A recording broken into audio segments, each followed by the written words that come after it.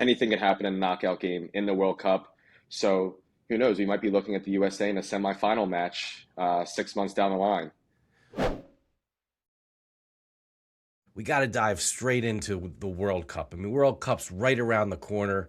What do you think the World Cup, what kind of impact is that going to have on soccer in the US? Um, Look, Wayne, it's a great question. I think a lot of it depends on how well the USA performs. Because ultimately, if the US don't get out of their group, no one is going to remember this World Cup, in my opinion, at least in this country. It may be known as the Great World Cup in terms of other teams and how they performed, whether Ronaldo wins his first World Cup, Messi wins a second. But for me, we're living and dying on how well the USA performs. So my expectation is at least you have to get out of your group and then win a knockout game. And then we're talking this next generation of kids are watching USA on their television in a knockout game against the Ronaldos, the Messis, the Mbappes, and who knows? Home field advantage. You never know in any sport. Anything can happen, but especially in soccer and football, anything can happen in a knockout game in the World Cup.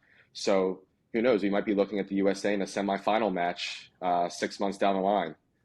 Well, stepping back real quickly, so you said getting out of their group. How does that work with the World Cup? Yeah, so right now, and how the layout works is there's 8 groups of 4.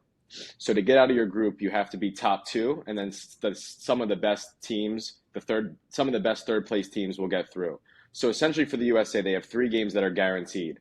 Their group right now is Paraguay, Australia, and then a third team that will be announced in March. So ideally, when you think about having 3 games, you have to win at least one. You have to beat one team. If you tie another game, if you finish on 4 points, if you win one, tie one, lose one, you're most likely going through. Ideally, for the USA, again, with home field advantage, the team being a lot better than we were previously, we should be trying to be first in our group. So what that means is winning at least 2 games out of 3. So if the USA wins 2 out of 3, they go to the knockout round. Like, what happens if they win one? You said get to the semifinals, even the finals. I mean, like, what do you think would happen here in the U.S. if that actually went on?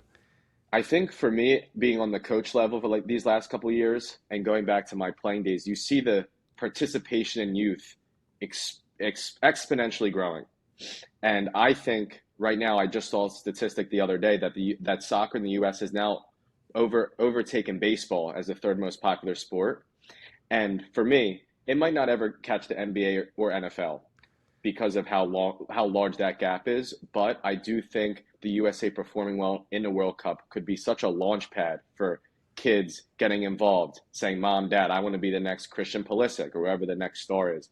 Because for me, my first memory of sport in general is the USA beating Algeria in a World Cup group stage, but the goal sent them to the knockout round. And I didn't have any idea of how much a World Cup meant to me or the USA or in general, but that moment for me got me into the sport. So I'm putting myself in the position of kids today, and the fact that it's in the United States and kids might be at that game, ball boying the game in and around the stadium. I think it being in this country, I'm hoping and praying, and part of the reason I'm on and talking about it with you and other people is I want as many people that I can put their eyes on this tournament. I'm in for, because if things go well, it could be such a incredible moment for the United States, but specifically with soccer in the United States. Well, it certainly could really be an incredible impact to the U.S., to overall culture, right? I mean, there's so much that could change. And so maybe just share with our audience here what you're doing specifically. I mean, you have a significant amount of followers on social media. You have a number of young people that you train. What are you personally doing? Yeah. So outside of when I finished college, I obviously wanted to stay involved in the sport. It's my passion. It's what I know and understand the most. So why deviate from that? And I always coached. I always loved working with kids. I like to think I have the humor of a 14-year-old, even though I'm 24, turning 25. So it always lended really well to working with kids, getting my point across. I think I'm a very good communicator. And that turned into something where, as an entrepreneur, I wanted to grow a training business. So that started out of college with 5 or 6 kids, has eventually grown into 20 or 25 kids right now that I work on a somewhat regular basis. And the idea behind the social media at first was to promote my business. So I would record myself with a GoPro, strapped onto my chest. I would train kids. You'd hear me in the background shouting, pass it back with your left, shoot with your right, etc. And I was like, I don't know how many people want to watch young kids train in soccer. I didn't think it was the most interesting thing myself, and I'm the one putting it together and editing it. So I was like, what's the next thing that I want to do? And I've always been really, my best trait at soccer was I was able to shoot the ball very well. So I started going to the field, started recording myself. One thing led to another. A video did really well. I bent a ball in the top corner. I don't know how I did it. I'll probably never do it again.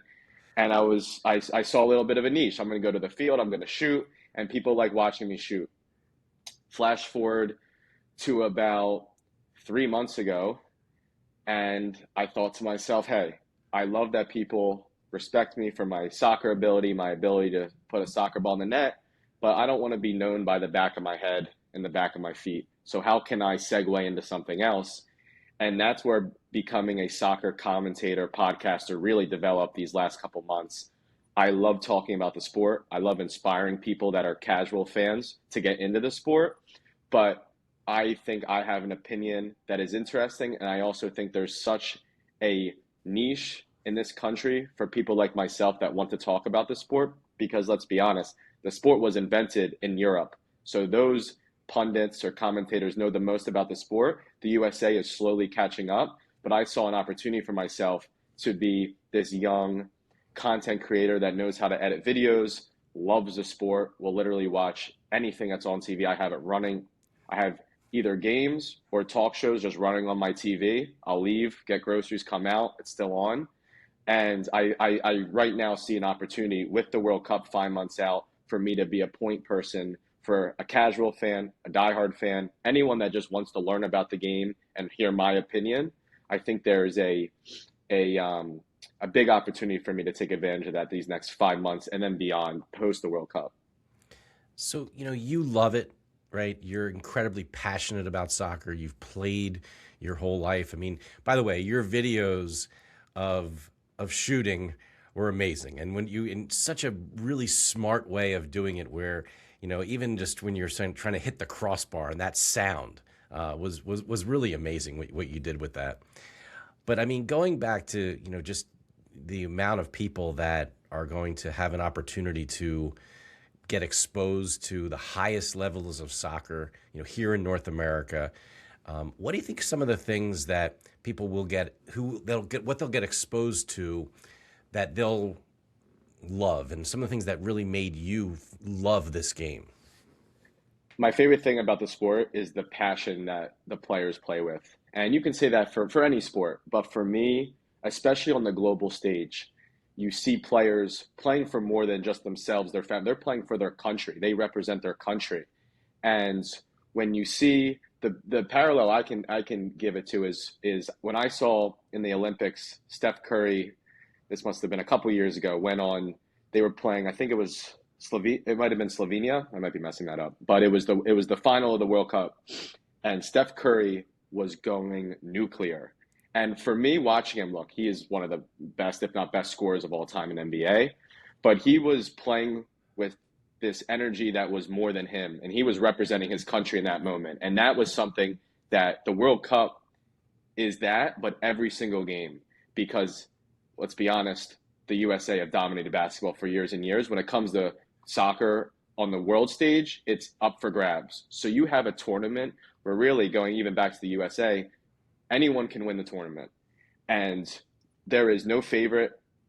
There is a favorite, but there's many favorites. And you're going to see games where everything is up for grabs. You're seeing players, coaches, fans, that this tournament means everything to them.